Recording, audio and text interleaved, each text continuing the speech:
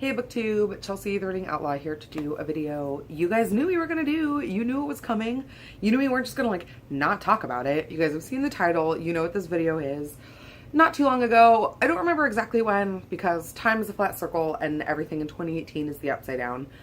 One of the many book subscription boxes that you can now purchase that come with usually a book and a whole bunch of bookish goodies went out with a particularly interesting book related item.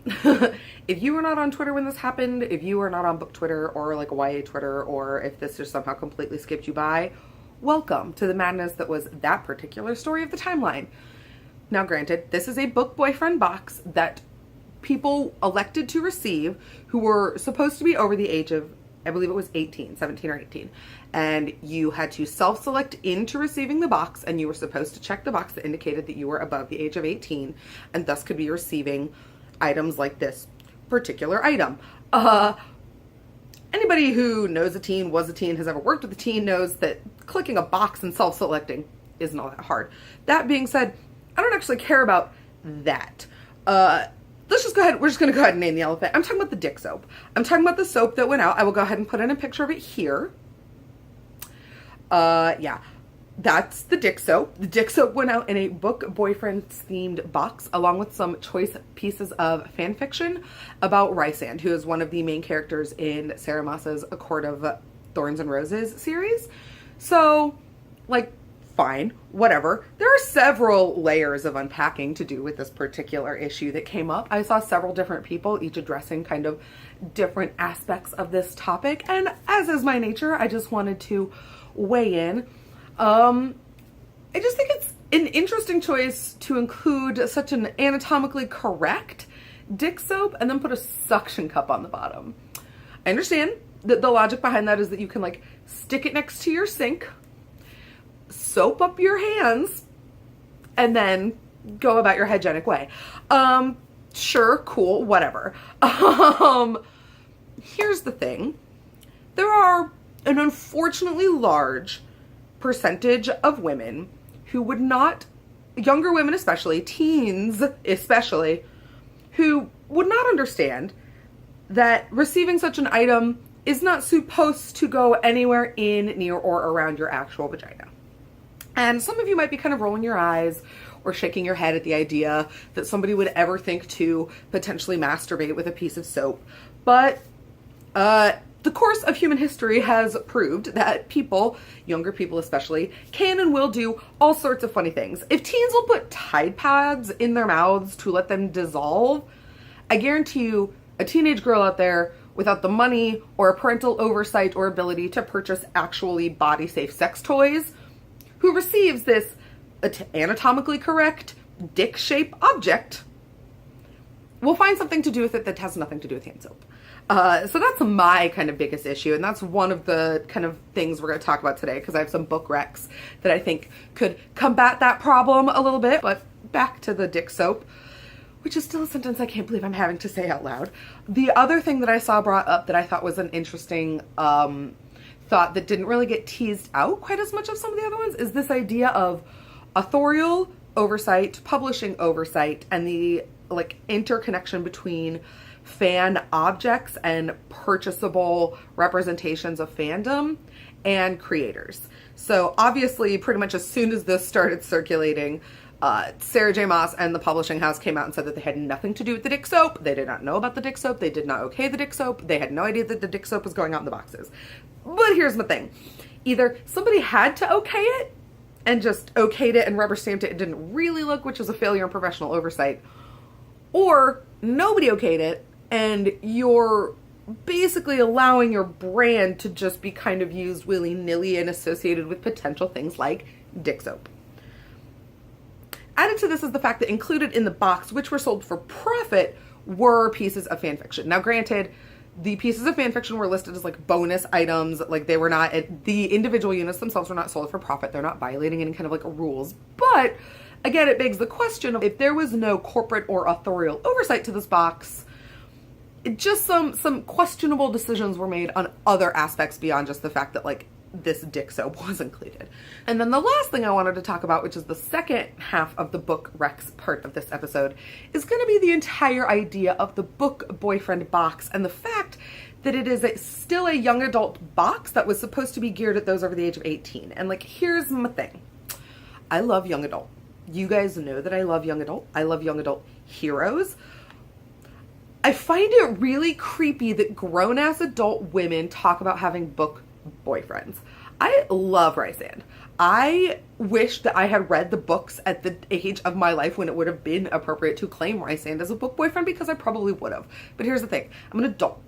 And like, I understand that Rysand is a fictional preternatural creature who is like maybe 180 gajillion years old. Like, I don't remember, but like, that's really beside the point, because he's clearly crafted as being a young adult hero. Get yourself some book husbands, ladies. Get yourself some book daddies. Get yourself some book not boyfriends. Get yourself some age-appropriate love interests that you can stand over to your shipping heart's content. I love Peter Kavinsky. The actor that plays Peter Kavinsky, Noah Centineo, is actually like 22. The point being, Peter Kavinsky is like 17. It is creepy to go on Twitter and to wax poetic about how much you want to be your fictional boyfriend or whatever with this character. You can have whatever feelings you have about the real life actor who, as long as like is an over appropriate age, I'm not here to yuck anybody's yum, as young as everybody involved is of consenting age. When it comes to the fictional men that we are discussing, they are not always of necessarily consenting age, and it's creepy to me. So like, I'm just going to recommend 4 really great books with hot, older, age-appropriate men that you can go and fall in love with, your book daddies, your book husbands, your book whatevers that are not your book boyfriends. So on to the books, yes, because I've said the word like dick soap so many times that I don't think I ever have to say it again in my entire life. The 4 like modern sex ed or sex education books that I think every woman should read, every person should read, every owner of a vagina should read, especially those who are younger, who are teens. These are not like beginning your period books. These are like, you have had your period, you are growing into the further aspects of development, and you are starting to have sex. You're becoming a consenting adult being from this younger person. So 3 of which actually deal with like sex ed specifically, the body, biology, physicality, orgasms, all of those things. The first one is Doing It by Hannah Witten. Hannah Witten is a YouTuber, but I really, really love this book. She put a lot of thought, research into this book. She worked with a lot of people to write this book. This book is fantastic no matter what your sexual or gender identity. Hannah has a part of this book that addresses you. This book is a wonderful kind of primer. I would use this book in place of like Our Bodies, Ourselves, or American Girls All About Me if you had that book growing up, which is actually a really, really wonderful kind of like beginner sex ed book. This is very much so kind of in that same vein, just updated and adapted and speaking to teens where they're at today in a way that's going to teach them about being safe, proud, consenting owners of their bodies. The next book is Becoming Clitorate by Dr. Lori Mintz, Why Orgasm Equality Matters. And this book is all about not only just the anatomical structure of the vagina and how it is brought to orgasm, but why it matters that we focus on female orgasm as a powerful tool in society, and that the importance of and the stigma surrounding and all the mystery surrounding female orgasm actually speak to a lot of underlying issues of heteronormativity and misogyny that exist in our society. I think this is a really great book that kind of brings to light why it's so important that women learn their own anatomy and to bring themselves to orgasm, and why partners learn that as well. It's a give and take. This book does address what to do if you do not possess a vagina, but you are in a relationship with somebody who does. And I just really, really love this book. The next book is Come As You Are by Emily Nagoski. This is another book that unravels orgasm inequality, the importance of female anatomy, and really just the importance of understanding the physiology and biology behind the process of orgasming for both sexes. It really works to break down shame and stigma and understanding how both of those things from an outside structure can have an influence on your sex life. This is one that I really recommend for people who are just maybe starting their sexual like exploration and expedition. If you're hitting that 16, 17, 18-year-old range and that's something that you're just starting to do, this book is very scientific and it speaks very frankly about the biology and anatomy. I do want to say with the caveat that a lot of these books are being geared towards owners of vaginas. I just really think that these books are important for that specific purpose as it relates to basically the dick soap. There are a lot of issues related to this that have to deal with people who are not necessarily born with vaginas but come to possess them later in life that have different sets of issues, and I don't want to feel like I'm speaking to that population with these books. These books don't necessarily do that, but for the populations that I mentioned specifically, I think that these books can be really, really important if that's something that you want to explore more. And I think it's something that we should explore more just as a society in general, why we have to have these books, why it requires an extra specific set of attention to be focused. And then transitioning to our book daddies, our hot book husbands, our people that we can claim as book boyfriends and have them be age appropriate book partners. I have 4 books. The first one is Act Like It by Lucy Parker. This is the first book in her London theater series. I love it. The hero of this book is a definite silver fox who is returning to the stage with a younger lead actress, and the sparks between them just set off. I love Lucy Parker's books. The dialogue between them sizzles, the sex between them sizzles. There's a particular scene in this book involving a sports bra that I just will always stick in my memory and I absolutely love.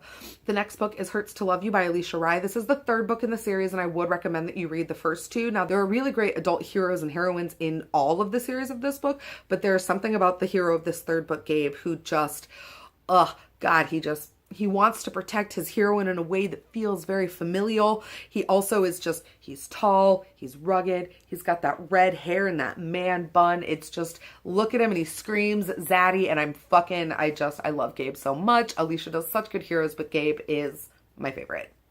I'll say it. Gabe is my favorite. This book is my favorite. The next book that I'm going to talk about has an actual dad in it. This is It Takes Two to Tumble by Cat Sebastian. This is a male-male romance that's loosely inspired by The Sound of Music, and it features a vicar going to live in the house of a naval captain who is home to kind of bring his family to order. It is an absolutely wonderful tale of breaking down communication walls and prejudices, and it's all of the things that I loved most. And both figures in this book take on a father role in different capacities. One is an actual biological father, one is just a father figure, and I just really, really love it. As always with Kat's work, it's so hot, and I adored it. I really, really just go read it, you guys. It's the first one in the series that she's starting, and it's excellent. And then the last book that I'm going to recommend is actually not a romance book, or at least is very, very light on the romance plots. I'm not all the way through this series because I think the 13th or 14th book just came out, and I'm only on book 5. So I have some catching up to do. But I'm talking about Rosemary and Rue, the October Day books by Shauna Maguire.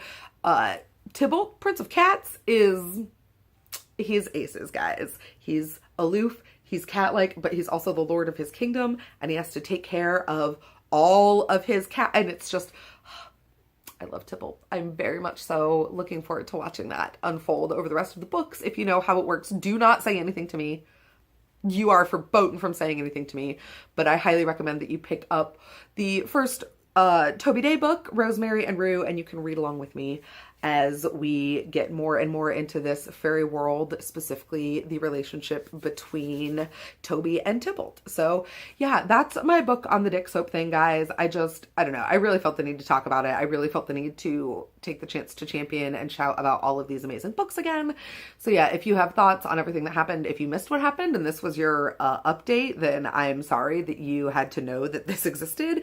If you were online when it happened, then remember when that happened? I know it feels like forever ago, but remember when that happened? All right, guys, let me know down below what you're reading, what you think about these books if you've read them. If you haven't, what you think about the dick soap. If you want to tell me, it's okay if you don't. Until next time, friends, take care of yourselves, take care of each other, and have happy reading. Bye.